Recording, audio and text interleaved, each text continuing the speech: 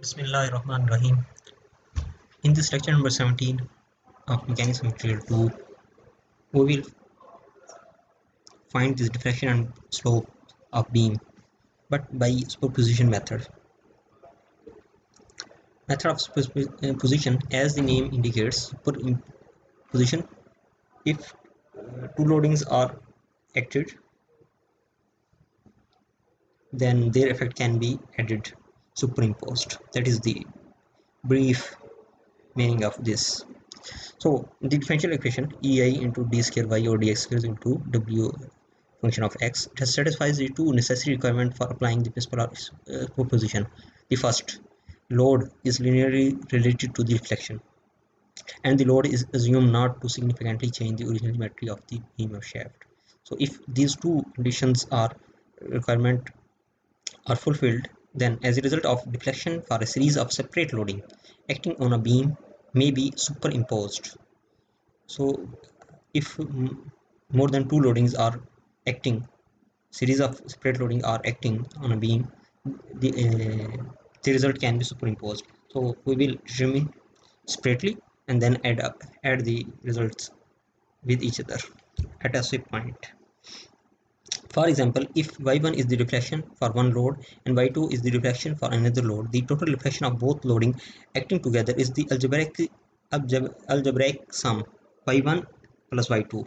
Using the tabulatory result for various beam loading such as ones listed in the appendix C, so in appendix C results are shown. We will have a look in the next problem, or those found in various engineering handbooks. It is therefore possible to find the slope and displacement at a point on a beam subjected to several loading by adding the effect of each loading. So for standard case, we have the result from appendix or some handbooks. We will just add the effects of each loading and get the result. The following examples numerically illustrate how to do this. So this is example 12.13 from R.C. Hibbeler book, 10th edition. So it is asked to determine the displacement at point C and slope at spot A. So theta A and IC or VC. Here VC is the deflection, is to be determined. A is constant, otherwise value should be given. So this is the diagram. For solution, we will divide this. There are two loading, UDL and 8 kN. We will divide in two cases: simply supported beam, just UDL, plus simply supported beam with point load, and it is acting at mid C point 8.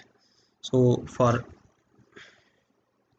the solution, the loading can be separated into two components parts shown in figure B and C of 1227. So these are shown here. The displacement at C and slope at A are found using the table appendix C for each part for distributed loading for this first case. So that is the case. Remember here upward deflection is positive, that's why here it is negative. In this table, upward loading is considered as deflection, upward deflection is considered as positive, that's why here it is negative.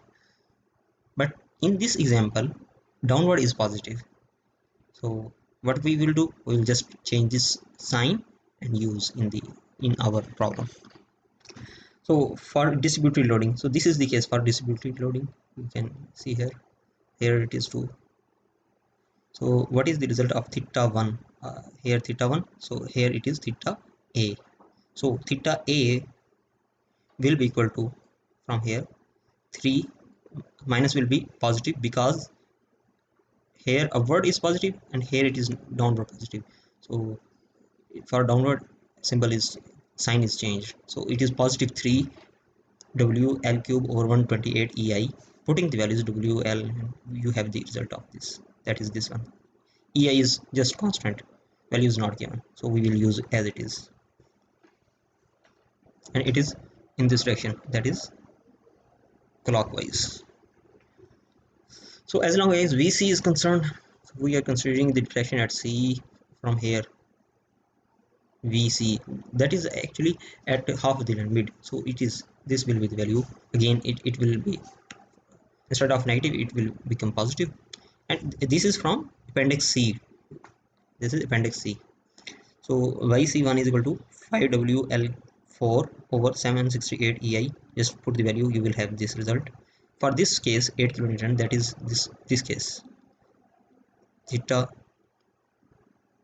a, this end, that will be equal to, now here change sign, positive pl square over 16 ei.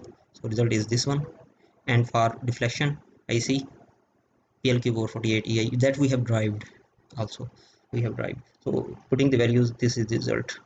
So it is downward, this is clockwise. Displacement at c and slope at a are algebraic sum of these. So now this is the concept of superposition. We will add this slope plus this slope, that will give us the overall slope. So theta a1 plus theta a2, we have added these two, and result is 56. And for deflection yc, this plus this give us this result. So that is the method of superposition. Now coming towards, so I have written in handwriting superposition method. So what this says, if there are number of moments are acting, so overall moment will be algebraic sum of all these. And for each m1 equation you can be written like this. For deflection again, you will sum all the loading. So same we have done. So it can be, for this sentence is important. Superposition method can be very useful in finding redundant reaction, particularly if a problem can be split up into standard cases that are given in the appendix or some handbooks, engineering handbooks. Simple spotty beam, cantilever beam, for those we have the formula. So now next problem, that is cantilever beam with a prop at free end carrying uniformly distributed load UDL. A cantilever beam which is provided with a prop at one end, the free end, is termed as prop beam. So that was cantilever beam, prop is given, so that is prop beam. So first of all, the free body diagram, MB, RA, RB are unknown. Applying the equilibrium condition, RA plus RB should be equal to WL. W is W or L, that is summation of moment at point B will be equal to 0. So that will be clockwise, that's negative, minus RA, that is negative R, plus W L into L by 2. So result is MB is equal to WL square by 2 minus RAL. So we have two equations but three unknown, RA, RB and MB. So it is statically indeterminate beam. So what we will do, we will split this case into two. In one we will show this UDL and another in just RA, will show RA. So after reflection, when prop isn't considered, if we are not considering the prop, consider just cantilever beam, so we having UDL, so that is the case. And when just fraction is considered, only RA is considered, not UDL, then this will be case. So adding these two will give us 1. If this is 1, is equal to 3 plus 4. For deflection, we know from figure A, this figure, m is equal to minus omega x into x by 2. So minus omega x square by 2, wx square by 2. From figure B, m will be equal to r into x, and that has been written as we have done in the previous lecture by having this section. And at this section, what is the summation of moment, and then getting the bending moment, because when we have section here, there will be a shear force and bending moment. So bending moment will be equal to this. In this case, it is easy. So from figure A, if m is this, instead of m we can write this value minus a d square by o dx square, minus 1 cancelled out, and similarly integration this, again integration 2. And from figure B, m was this, integration c3, and again integration c4. So c1, c2, c3, c4 are constant integration. Applying boundary condition, when we apply boundary condition, that is dy by dx is equal to 0 at x equal to L, because that is fixed end, this end is fixed. That's why at x equal to L, slope is 0. So you can put here and here. From here C1 is this, from here C3 is this. And when you put second boundary condition, that is again at fixed end, diffraction is 0 at x equal to L. So from this and from here you will get y this, and C2 will be involved because C1 is known here. You have written the value of C1 and then C2. So here C2 is known now, and here from here C4. So from this boundary condition C1 and C3 are known, and from this boundary condition C2 and C4 are known. So also from figure, since ya is equal to ya prime plus ya double prime is equal to 0, because we are at this here and here, the effect should be 0 because it is supported by a prop. So deflection at overall deflection should be 0. So that is written here. Summation of this plus this deflection should be 0. Substitute C1 C4, and when you substitute here, first of all find out ya. So for that y prime first of all. So when you put here the value of C1 and C2, so y is known here, and when you put C3 C4, y is known here. This is for UDL and this is for reaction RA. So for UDL, this is general equation.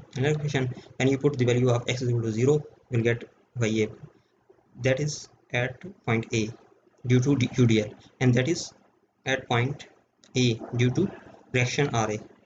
So when you put the values here in this equation, put here, and this should be equal to 0. So from here RA is known, and that is 3WL over 8. Now if it is known, by putting the value of this in equilibrium condition, you will get RB 5WL over 8. And when you put in this equation, MB is known now. So get from equation 5, this is equation 5, let's suppose this is equation 5, this is the value. So when you put here the value, now we're moving towards general equation, overall general equation. Here we have just at a point, that is here at a point, that is point A, but what is the value of y generally? So generally it will be the sum of this plus this and this, so that we are adding up. When you add up here, you will get y by having some operation simplification. Y is equal to w over ei into x4 by 24 minus x cube l over 16 plus l cube x over 48. So that is our result. Remember, superposition method we have applied here, but before what we have done, we have just applied the Michaelis method, or just double integration method, because it was easier case. So that is the by applying Michaelis or some other method, we can find the diffraction slope for separate loading, and when we will add up, this effect will be the called as superposition method. When you have applied this method, we have got the deflection. This is the equation of beam, this beam, equation of deflection in terms of x for this beam, that is known now. So similarly you can also find the equation for slope. So for that, what you will do, for that you will have this equation and this equation, putting the value of C1 C3 and slope, adding the slope, that will give you the general equation for slope. But here we have just done for deflection. So thank you very much. This is all from my side. Thank you. Allah Hafiz.